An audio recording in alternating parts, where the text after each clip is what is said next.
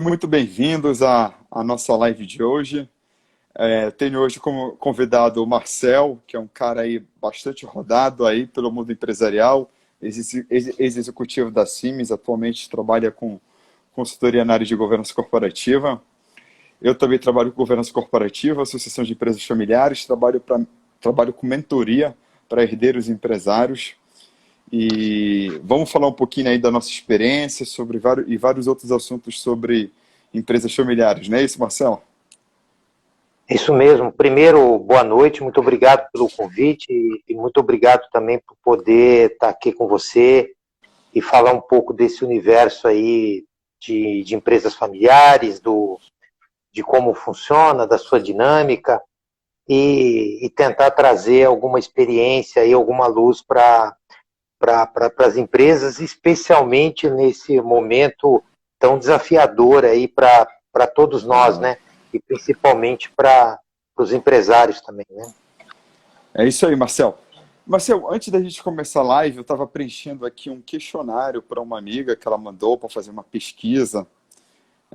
Aí ela fez lá várias perguntas no questionário dela, e uma das perguntas foi interessante, assim, como é que você está lidando com essa pandemia? Essa pandemia está te afetando?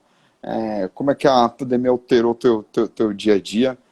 Aí eu respondi lá, assim, que em termos de, vamos dizer assim, saúde mental, a pandemia não me abalou em nada, porque eu acho que a gente tem que ter controle emocional.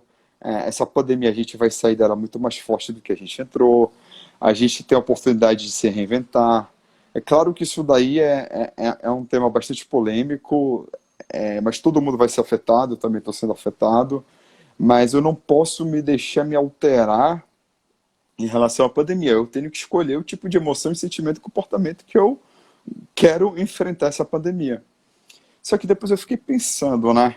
Numa coisa que eu falei até numa live antiga aqui que eu fiz no, no Instagram. Será que essa pandemia está afetando realmente as empresas familiares? Porque antigamente você convivia com a sua família em dois ambientes, empresa e, e família. Agora você está convivendo com seus membros, com seus parentes em apenas um ambiente, que é família. E o tempo todo ali, todo mundo falando de empresa familiar, empresa familiar, empresa familiar. E eu acho que o potencial de conflitos, de estresse, todo mundo querendo opinar, todo mundo querendo palpitar sobre o negócio, acaba sendo muito maior.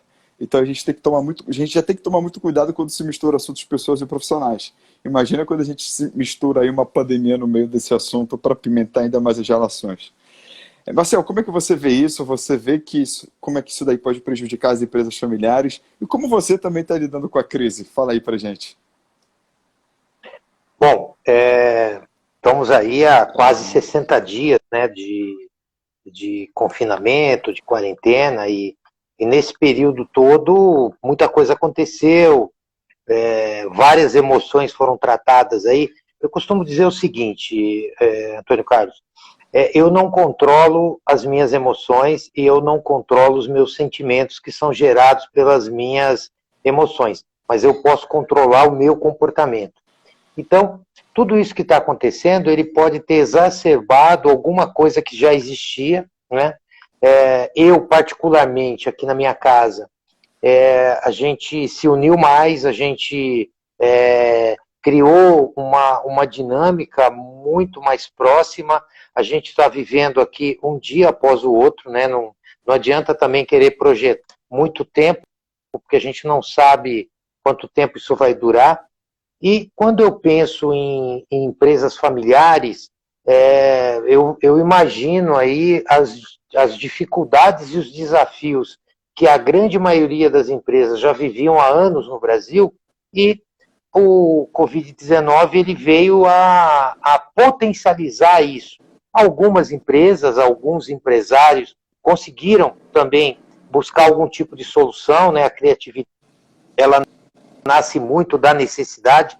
Então, eu vi empresas, por exemplo, uma empresa que eu conheço, que eu presto consultoria, que fazia um determinado produto de móveis, de armários, ele criou um dispenser para você, com um pedal, poder higienizar suas mãos sem colocar a mão no álcool gel, lá no álcool em gel.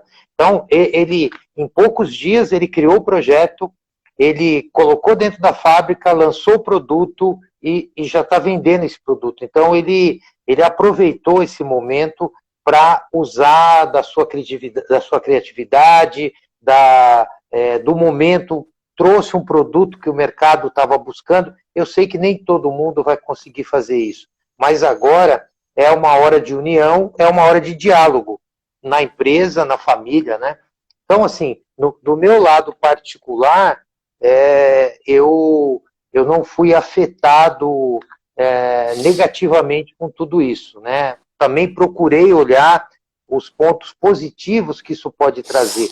Uma coisa também que eu gosto muito de falar é que, individualmente, cada um de nós teve desafios enormes pela vida, mas esse é um desafio coletivo, e nós vamos sair disso juntos. Então agora é a hora de deixar de ser egoísta, ser mais altruísta, ser mais colaborativo. Então, o nome do jogo agora é colaboração. Se todo mundo colaborar, a gente vai sair disso melhor e mais rápido. Mas realmente é um desafio muito grande. É isso mesmo. Marcel, muito se pergunta o que pode, o que não pode ser feito nesse momento de pandemia, o que as empresas familiares podem fazer ou não. Você acha que é o momento certo de fazer a sucessão, de fazer a governança corporativa nas empresas familiares? O que você acha? Bom, o que eu diria para você sobre isso? A resposta para a gestão da empresa, para a boa gestão da empresa, é a governança corporativa. E muitas pessoas acreditam que governança corporativa é somente para empresas muito grandes, impérios empresariais, empresas que faturam centenas de milhões de dólares, bilhões de dólares, e não é verdade.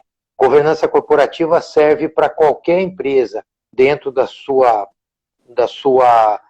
seu segmento, dentro da sua escala, dentro da sua necessidade.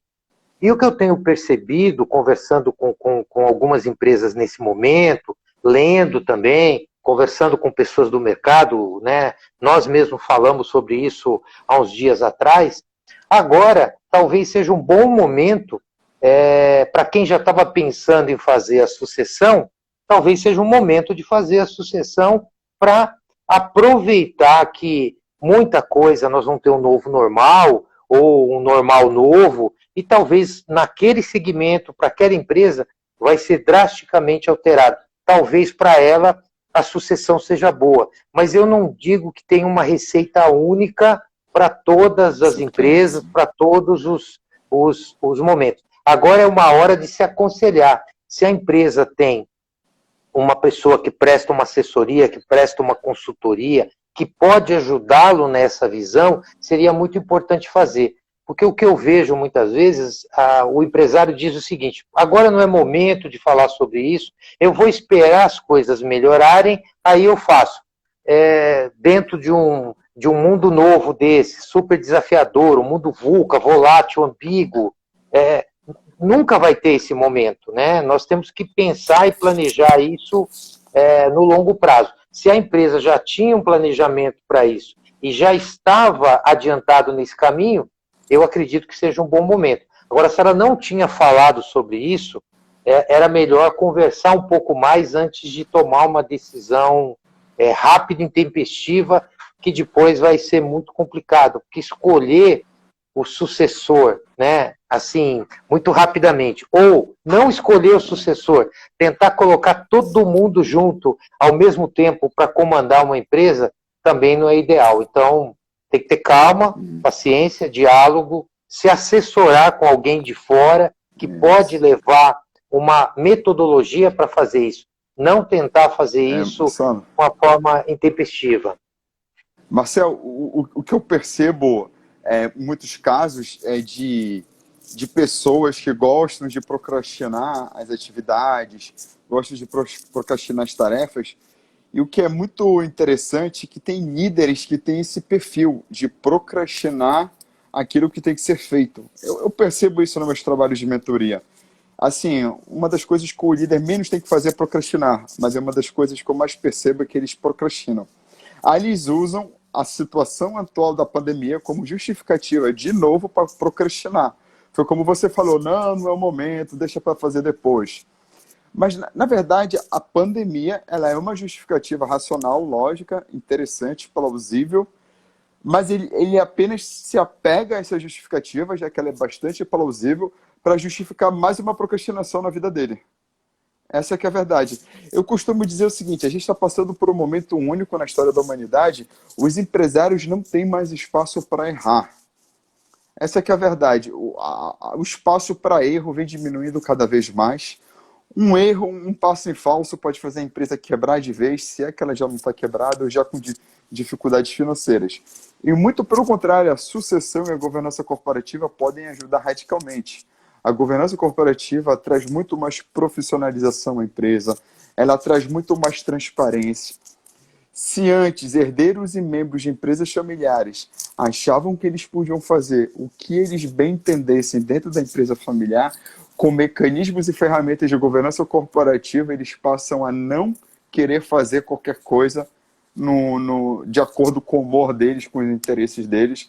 É uma coisa muito mais transparente, pés no chão e profissionalizada. Em relação à sucessão, tem empresários que já estão começando a ficar mais sensíveis e mais dispostos a começar a realizar a sucessão, porque eles estão começando a pensar, poxa, a gente está passando por um momento bastante delicado. O que vai acontecer com a minha empresa se algo acontecer também comigo? Eu não sou para sempre, mas a empresa pode ser. Então, eu preciso cuidar do meu patrimônio, eu preciso cuidar da minha família. Então, ele começa a olhar a sucessão de outros olhos. Se a resistência era muito grande à sucessão, agora pode ser que diminua a sucessão.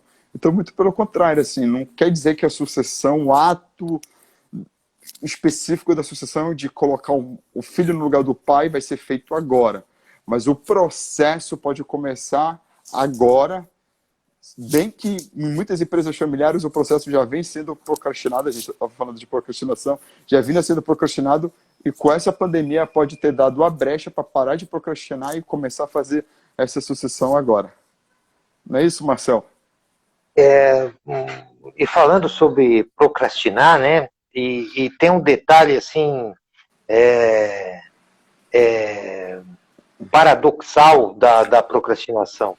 Muita gente se mantém ocupado para procrastinar, fazendo uma série de coisas que ele talvez não precisasse fazer, que a própria estrutura da empresa pode fazer, e ele fazendo isso para não enfrentar ou não se colocar diante da sucessão. Porque a sucessão vai acontecer, ele querendo ou não, né? Nós, como você falou, nós não somos eternos. Pode acontecer uma série de fatores que nos façam fazer que a sucessão vai ser algo inexorável. E a sucessão pode ser feita. As pessoas muitas vezes falam da empresa familiar, né? Como, um negócio de família não é profissional. Empresa familiar e empresa profissional não são excludentes. Você tem uma série de empresas familiares altamente profissionais, com membros da sua diretoria, do seu conselho, da família, ou externos, ou mistos. Então, empresa familiar não é sinônimo de que as coisas não acontecem, não estão acontecendo. Uma coisa não tem nada a ver com a outra. Mas, por conta, muitas vezes, da própria família, da dinâmica da própria família, nós temos na Ibluzona, na empresa que eu faço parte, o nosso especialista em governança, Roberto Gonzalez, ele sempre cita esse exemplo de que, na hora da sucessão, o filho lá mais velho, um dos filhos, diz o seguinte: papai prometeu que eu era o novo presidente. E as pessoas ficam sem jeito de contestar isso, mas o papai prometeu para ele na praia quando ele tinha 12 anos. Não foi agora, né? Então, tem que se olhar para a empresa, e muitas vezes a necessidade da empresa, o momento da empresa, pede um determinado perfil como presidente.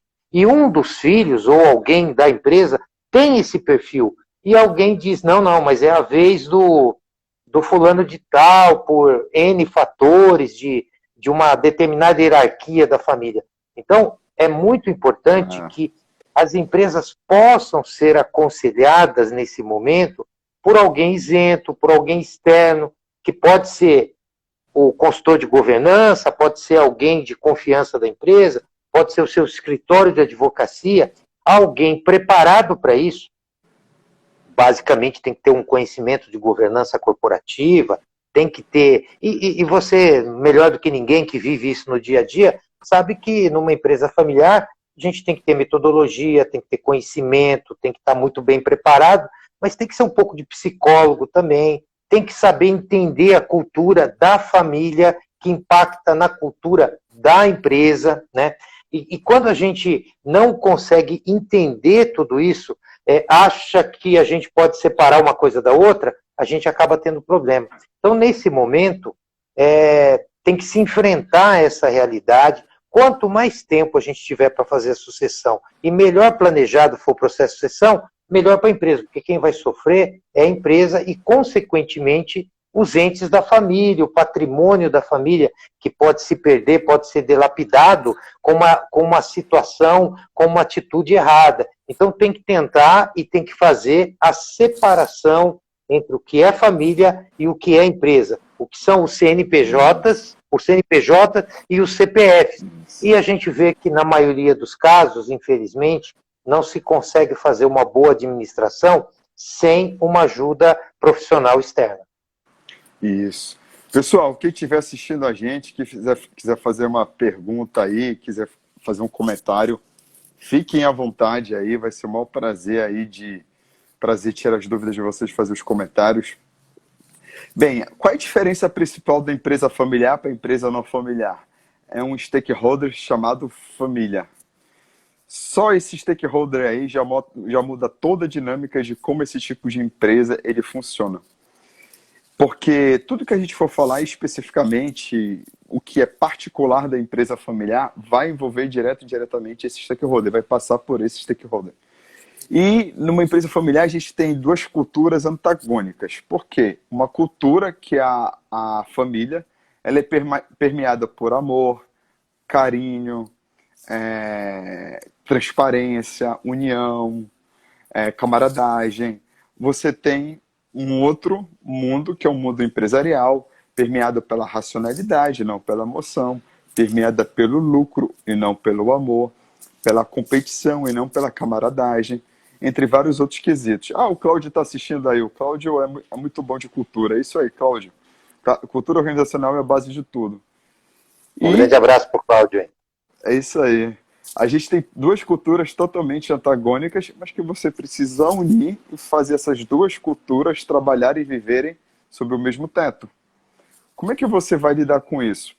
Muitas vezes você consegue separar assuntos pessoais e profissionais, mas muitas vezes você não consegue. Não existe uma linha que você diz, daqui para cá é cultura da família e daqui para cá é cultura da empresa.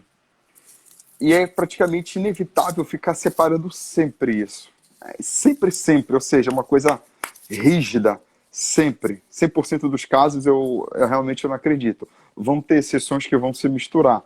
Aí vai do nível de maturidade das pessoas que fazem parte da família em querer colocar um obstáculo aí. Ei, a gente já está separando muito aqui, a gente está saindo das exceções, já indo para a regra de misturar demais assuntos pessoais e profissionais, vamos parar por aqui. Por exemplo, eu costumo contar um exemplo muito simples que aconteceu na empresa onde eu trabalhava, da minha família, do meu pai, com as minhas irmãs.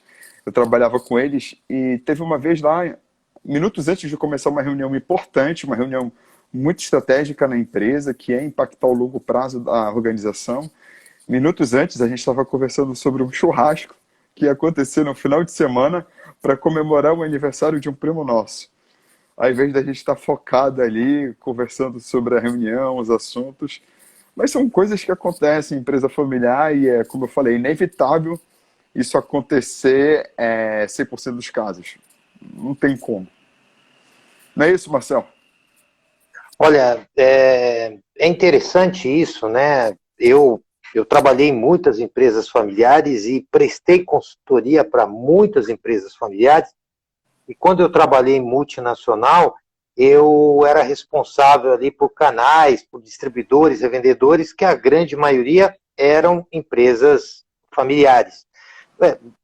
De qualquer forma, né, todas as empresas nasceram de uma família ou de mais de uma família que se juntaram e depois de muitos anos, algumas empresas cresceram muito e não se tem esse controle mais familiar. Mas nós temos empresas brasileiras e multinacionais gigantescas, aonde a família está presente na sua execução, muitas vezes está no seu conselho, muitas vezes tem um conselho de família para tratar dos assuntos da família, para não poluir lá o conselho de administração, que pode ter algum problema, mas o que eu vejo é que temos que buscar nas empresas familiares, mesmo que tenham familiares lá dentro da empresa, uma política, uma gestão profissional disso, porque eu posso ser profissional atuando com meu primo, com meu irmão, com meu tio, com meu pai, com a minha irmã, com meu cunhado, né?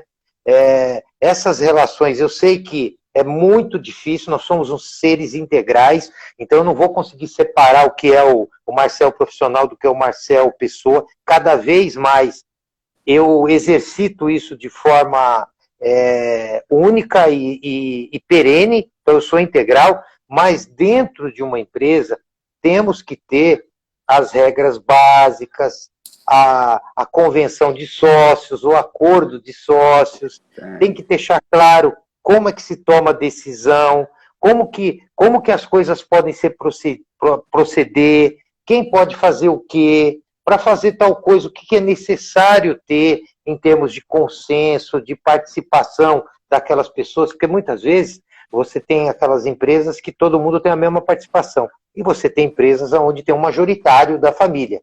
E muitas vezes ele é majoritário na empresa, mas na família ele não é. Ele tem alguém minoritário na empresa que é majoritário na família. Então você imagina como que, né, você vive isso, você viveu isso, você sabe como é. Mas não tem jeito. A empresa precisa ter uma gestão profissional, independente da formação dessa empresa. Se é uma empresa de sócios não família ou se é uma empresa de sócios família. A gestão profissional, ela tem que ser buscada, ela tem que ser exercida e ela precisa vencer, senão a empresa vai sucumbir, porque os problemas da família vão entrar para dentro da empresa e vice-versa. Vão. Pessoal, tem aqui um coraçãozinho no canto direito inferior aqui do vídeo. Clique nesse coraçãozinho aqui várias vezes para poder impulsionar nossa live aí no Instagram. E aqui tem um aviãozinho no canto inferior aqui do aparelho do seu smartphone para você poder compartilhar essa live aí na internet, no Instagram, para trazer as pessoas para virem para cá para assistir a nossa live. Realmente é muito difícil ter conteúdo de empresas familiares no Instagram, então tragam essas empresas familiares para cá para elas assistirem a nossa live. Agora, Marcel, isso daí é uma coisa bem interessante, né?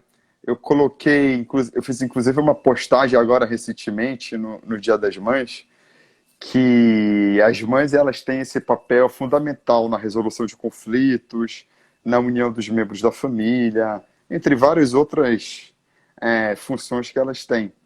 E talvez elas façam também esse papel aí, quando elas não são líderes na empresa, elas são na família. Não importa, a mãe, praticamente todas as situações, ela é líder em algum lugar, ou é na empresa ou na família. E na hora de você fazer a sucessão familiar, você tem que entrar em contato com ela e, vamos dizer assim, pedir, falando assim, entre aspas, pedir a permissão dela, a bênção dela, para que a sucessão familiar seja bem feita. Porque não adianta fazer somente a sucessão da empresa, se você não tiver de acordo com a família. Como eu falei, a família é o stakeholder que diferencia a empresa familiar de empresa não familiar. E é o principal stakeholder numa empresa familiar. Se você não tem a autorização, a concordância entre os membros da família, vai ficar muito mais difícil. Não é que você precise pedir uma autorização por escrito, não é isso. Mas saber que existe uma certa unanimidade entre os membros da família de que você é a melhor opção para assumir a empresa familiar. Isso daí é muito importante. Eu me lembrei agora de uma passagem numa empresa que ela, a pessoa, ele é dono 100% da empresa, ele não tem sócios da família, mas os parentes dele trabalham na empresa. Tem irmão, tem cunhado. Por quê? Quando ele criou a empresa, há muito tempo atrás, ele não tinha a pretensão e nem tinha a noção que aquela empresa fosse tão longe. Ele não imaginava que a empresa fosse tão longe. Então, o que ele fez? Ele se cercou de pessoas da família para começar a empresa. Pessoas que ele gostava, que gostavam dele e que iam apoiá-lo naquela investida. E uma coisa que eu sempre procuro levar para as empresas que estão sendo formadas, porque as que já estão formadas, eles podem já ter cometido esse erro lá no passado e é muito difícil de consertar, que é aquela famosa frase, aquela famosa expressão que o sujeito chega no início e fala assim: se eu me der bem, todos vocês vão se dar bem. Se eu conseguir transformar essa empresa numa grande empresa, todos vocês vão se dar bem. Então, o que acontece em muitos casos? Aquela pessoa que ele chamou, que ele ama, que o ama também, ela fica torcendo para ele se dar bem e não faz esforço nenhum para isso. Ele fica ali esperando o cara se dar bem, e muitas vezes o cara se dá bem, independente do esforço dele ou não, e ele cobra isso. Ou pior, no almoço de domingo, a mãe, que ama seus filhos, olha para o filho que é um empresário, que deu um duro danado, que construiu a empresa, e fala para ele: você não vai deixar seu irmão na mão, né? Porque os filhos dele são meus netos, igualzinho os seus filhos são meus netos. Então você não faça isso, porque senão a mamãe vai ficar muito triste. E muitas vezes o sujeito fica esperando a passagem da mãe para tomar uma decisão que ele não conseguiu tomar. E quando ele toma essa decisão, muitas vezes o irmão dele, ou o cunhado dele, ou um primo dele, poderia, há 20 anos atrás, ter se reinventado e ter tido uma carreira. Ele faz isso com o irmão quando o irmão tem 50 e poucos anos, que já, não que não possa se reinventar, mas é muito tarde para fazer isso. Então, essa relação existe, essa cobrança existe e essa pressão existe, e ela não é algo que você possa resolver dentro da empresa, é uma questão familiar. Quantas empresas eu já visitei ou já prestei consultoria que o pai saiu da empresa, deixou para os filhos, mas disse: não mexa com aquele cara, nem com aquele cara, nem com aquele cara, porque essas pessoas me ajudaram muito no início da empresa e eu não quero desamparar essa pessoa. Eu acredito que isso é válido, isso é muito humano, é muito bom, só que para a empresa, você não pode manter alguém dentro da empresa hoje que não está contribuindo para a empresa, que muitas vezes atrapalha a empresa, que está fazendo fofoca, que está jogando contra a empresa, e é um assunto muito corriqueiro, porque a pessoa fala assim, e ele cita dessa forma: eu não posso fazer essa maldade com a determinada pessoa. E não é maldade, é um contrato de trabalho onde a empresa pode demitir alguém, e a empresa pode contratar alguém, e alguém pode ir lá e pedir a demissão, faz parte do jogo. Mas muitas vezes nas empresas familiares, essa parte ela não consegue ser vencida. E muitas vezes tenta-se usar, muitas vezes, até o consultor, dizendo para as pessoas: olha, por mim, eu te mantinha aqui, mas o consultor, né, e não é uma prática boa, tinha que ser algo feito com diálogo. Agora, a melhor coisa a se fazer se você está começando sua empresa agora, não faça essa promessa, porque essa promessa depois vai ser muito pesada de cumprir. Eu fiz mentoria para um herdeiro de uma empresa familiar, estava lembrando aqui da história com ele. Inclusive, quem quiser aí participar de uma sessão minha gratuita aí de mentoria. Pode ficar à vontade, me manda uma mensagem aí no direct, no final da live, fica à vontade. Teve uma vez um herdeiro, Marcel, que ele me contou a seguinte história.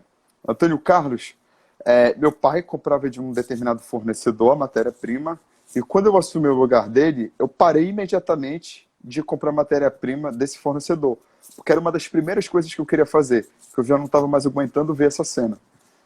Só que o papai veio intervir no meu trabalho, disse que eu tinha que voltar a comprar daquele outro fornecedor lá que sempre ele comprou. Só que o problema é que esse fornecedor, ele não tinha a melhor qualidade, ele não tinha o melhor preço, ele não tinha o melhor prazo de entrega. O papai só comprava dele pelo fato deles serem grandes amigos de muitos e muitos anos. Aí eu falei, realmente aí é um potencial de conflito muito grande, vamos trabalhar isso, vamos ver como você vai contornar essa história. E aí a gente começou a trabalhar nessa, em várias outras situações, para o pai respeitar o estilo de gestão do filho.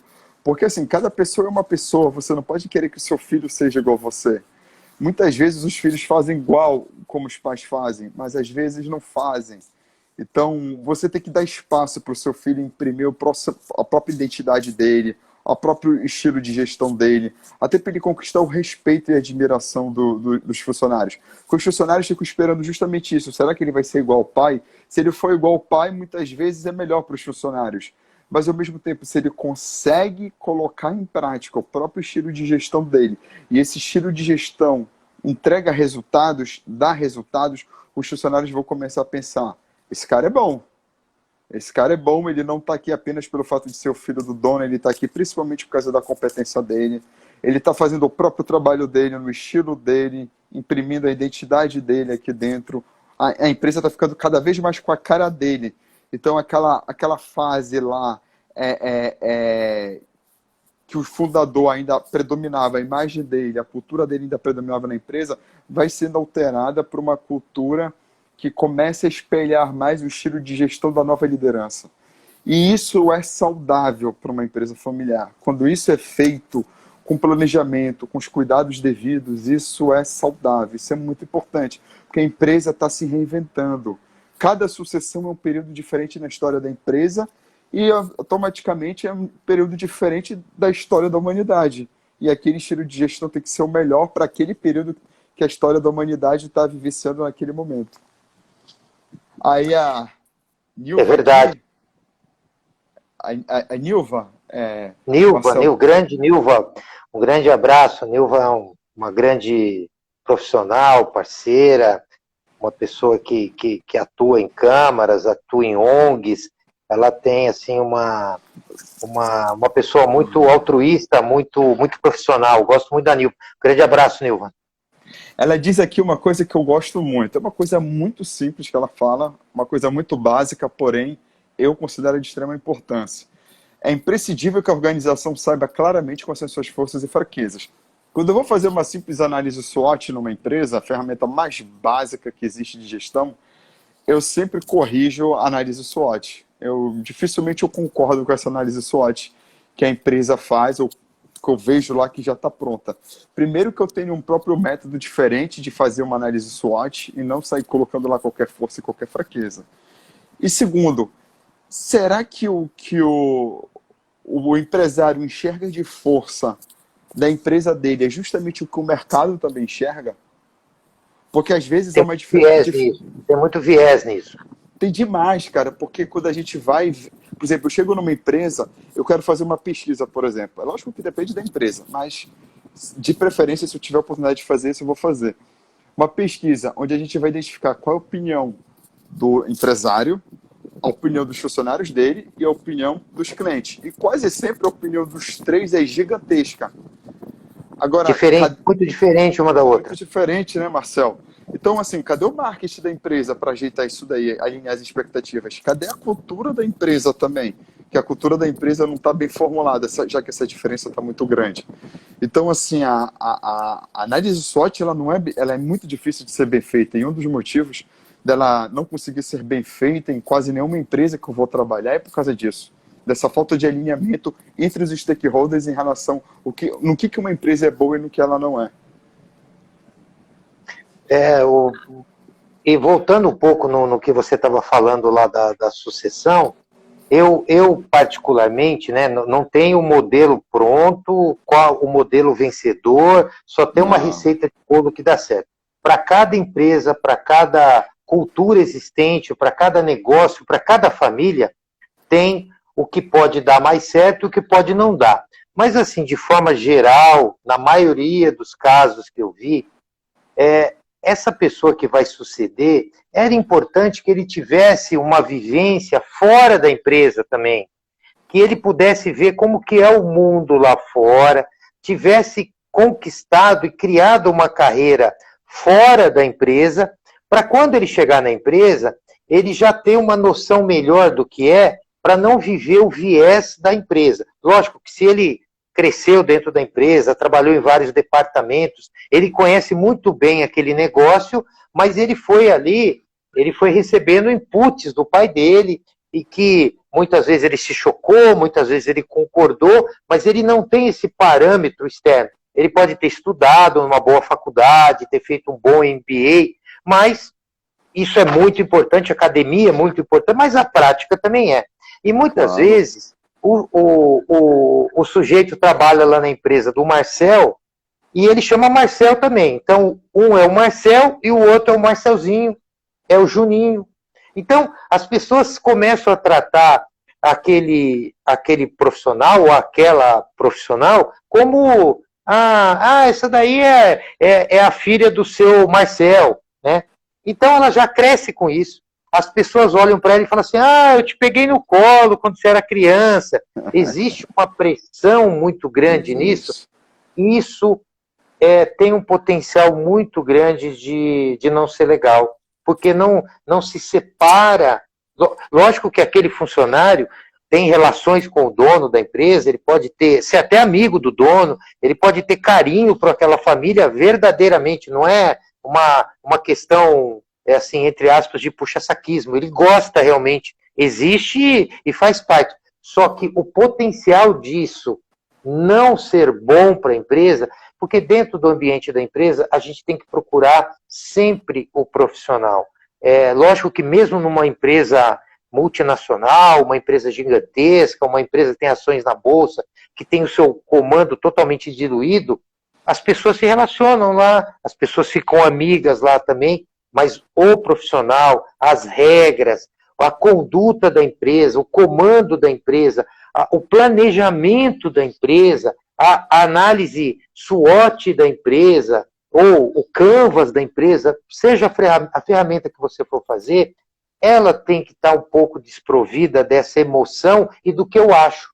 Porque eu sinto isso, eu falo lá com o diretor, o dono da empresa, ele me conta uma história, e quando eu vou falar com os colaboradores, é uma outra história.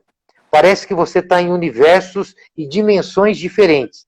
Porque uma coisa é o que ele acha, outra coisa é o que ele quer, outra coisa é o que ele idealiza, e muitas vezes as pessoas misturam isso, e elas não têm muita noção, e falam assim, eu tenho problema na fábrica, eu tenho problema em vendas, eu tenho problema no financeiro, e o problema está na gestão. O Com problema geralmente certeza. está na forma que a gestão é feita, e não é simplesmente, então vamos tirar esse cara e colocar alguém de fora. Às vezes a solução não é essa. É uma mudança de cultura, é uma mudança de visão e tratar aquela coisa profissional de forma profissional. Né? Marcel, você contou um detalhe aí que lembrei da minha história de vida. Para quem não sabe, meu pai tem um colégio que vai do maternal ao segundo grau, ao cursinho pré-vestibular.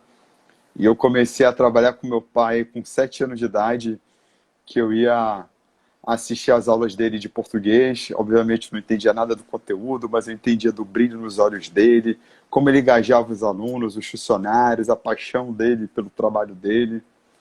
E quando eu não estava em sala de aula, eu estava no escritório dele, vendo como ele despachava assuntos com fornecedores, alunos, professores, ou então ia para a gráfica da escola, ajudar na impressão de apostila, entregava na sala de aula para os alunos, ou então eu estava na sala dos professores, servindo um cafezinho para eles. Enfim, eu achava o máximo estar na empresa do meu pai, só pelo fato de eu estar perto dele eu já me divertia. E eu conheci vários professores nessa época na empresa do meu pai, que à medida que eu ia crescendo, até que eu cheguei na fase adulta, e eles ainda me viam como criança. Principalmente na minha época de faculdade. Principalmente na minha época de faculdade. E eu tive que trabalhar duro lá dentro para eu poder conquistar o respeito, aí ir lá e mostrar que eu estava lá por competência, que eu estava lá porque não tinha caído lá de paraquedas. Eu estava lá por meus próprios méritos. Eu tinha que entregar resultados.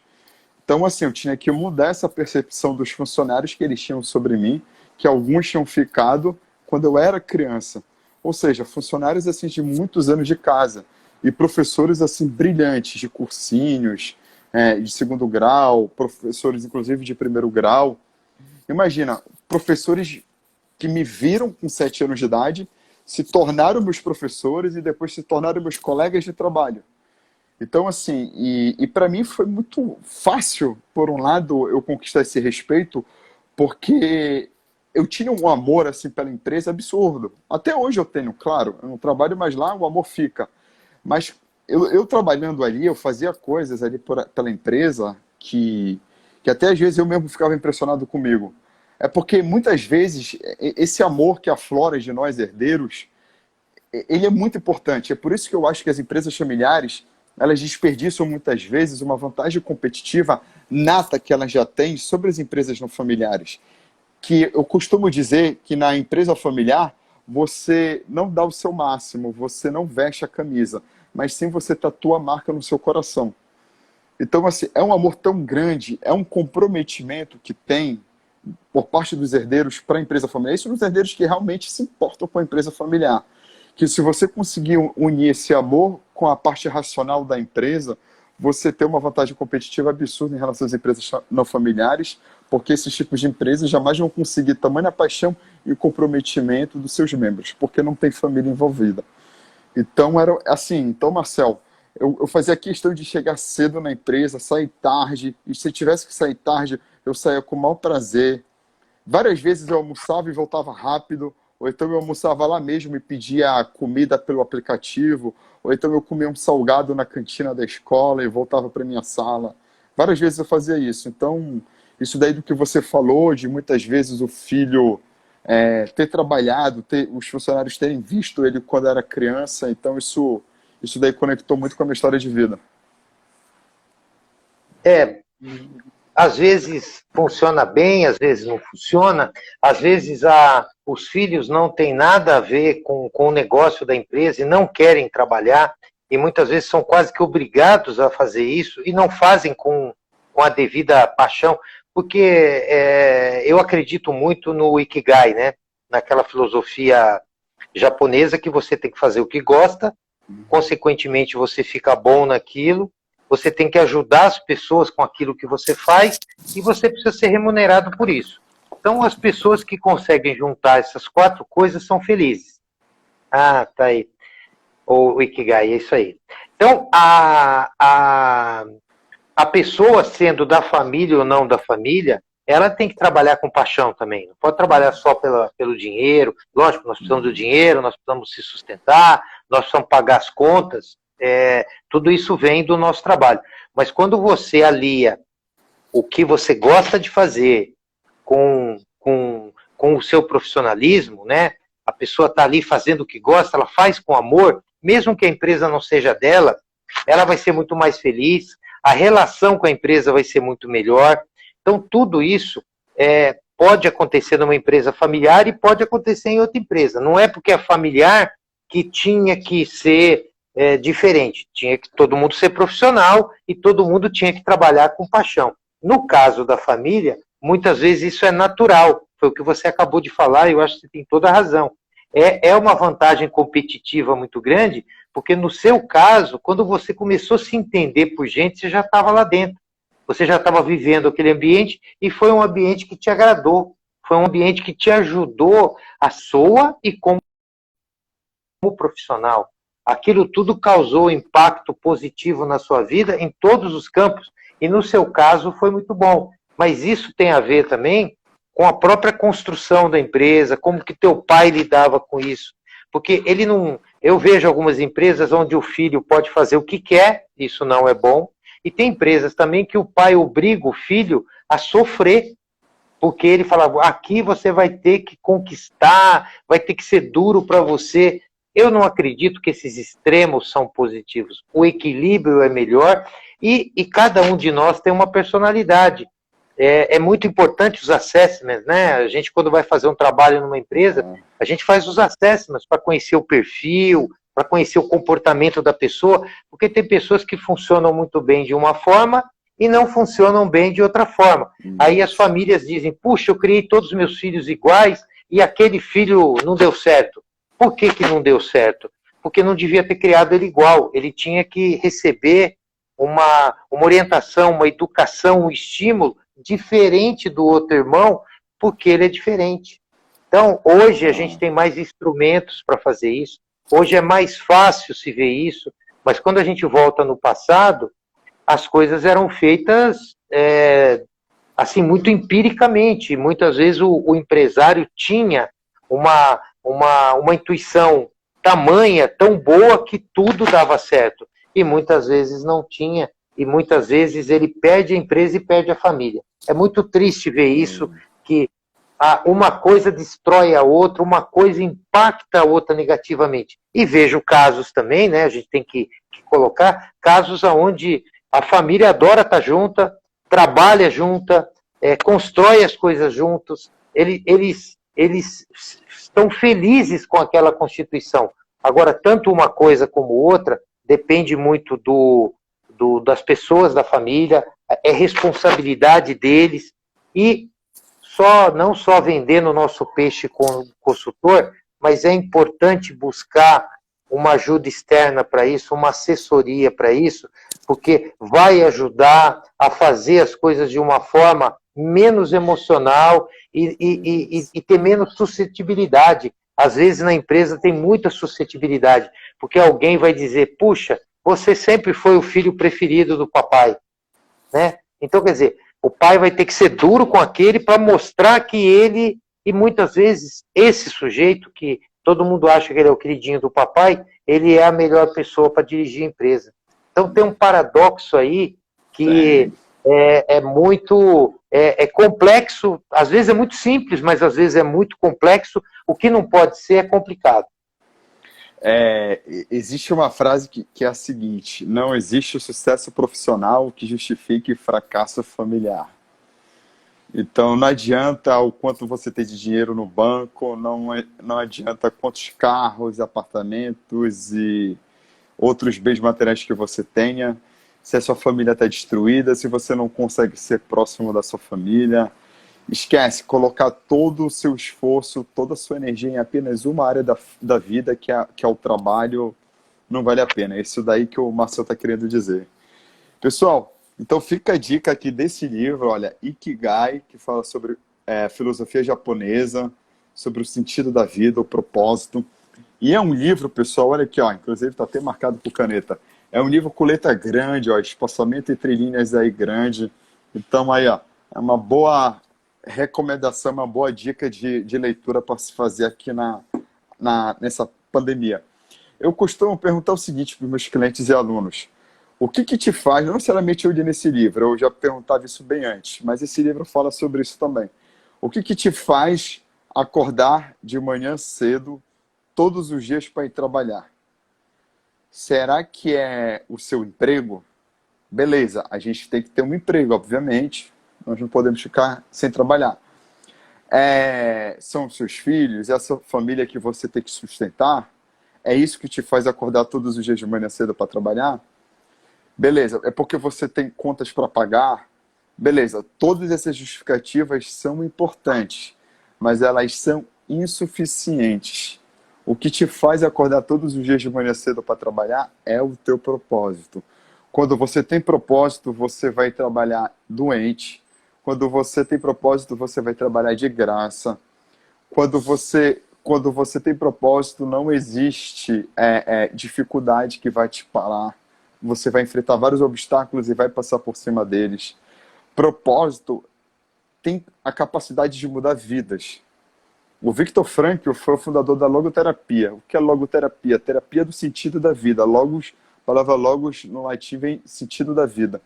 Ele, ele criou esse tipo de terapia porque ele pensou naquela época que um dos maiores problemas da humanidade era a falta de propósito na vida das pessoas, e ele dedicou a vida dele em descobrir o propósito.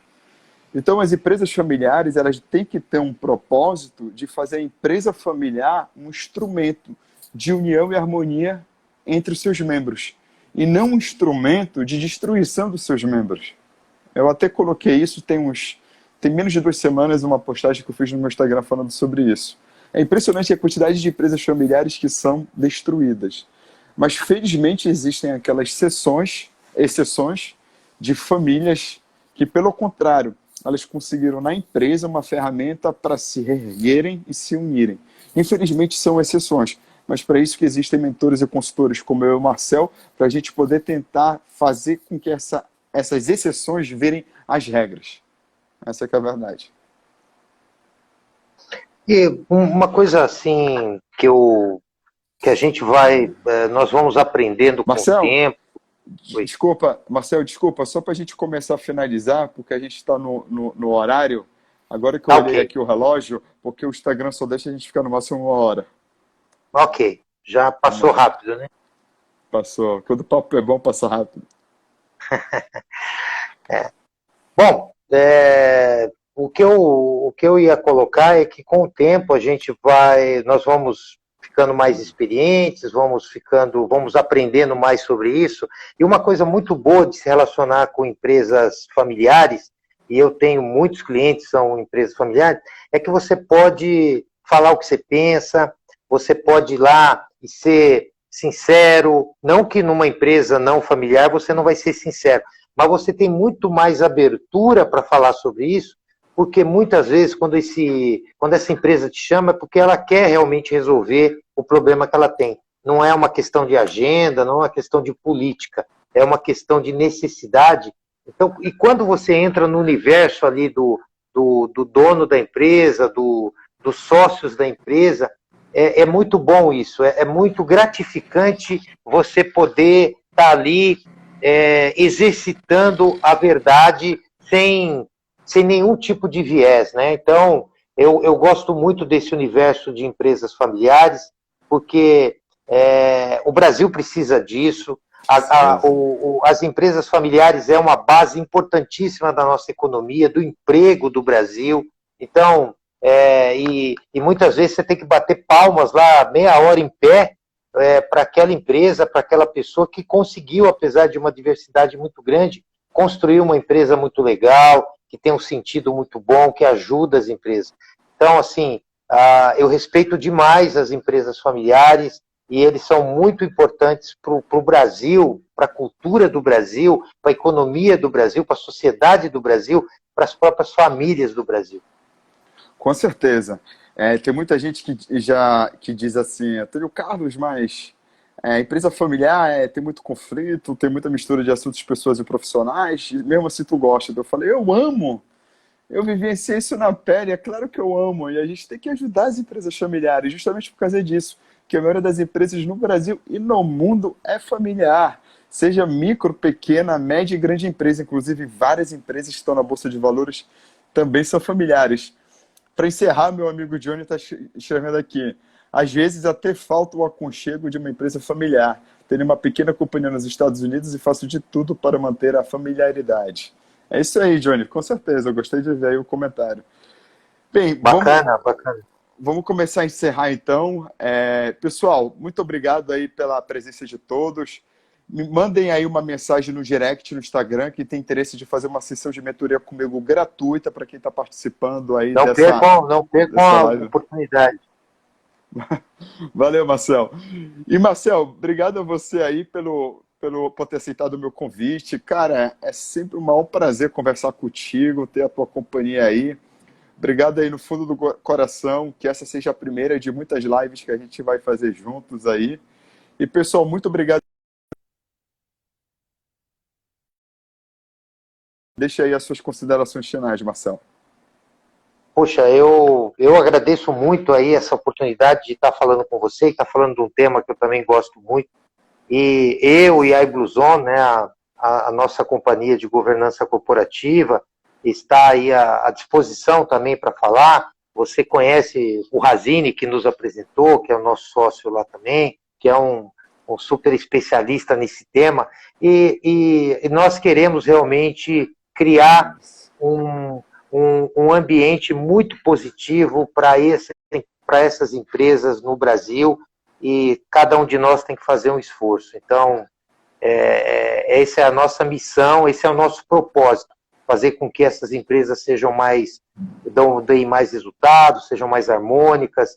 O nosso nome veio das Blue Zones, são aqueles lugares onde as pessoas vivem mais, são mais satisfeitas, e a gente quer criar as Blue Zones corporativas, onde as empresas sejam lugares, sejam elas familiares ou não, bons lugares para se trabalhar. Então, minha gratidão aí pelo convite, gratidão a todos que participaram aí, que estiveram nos ouvindo, muito obrigado.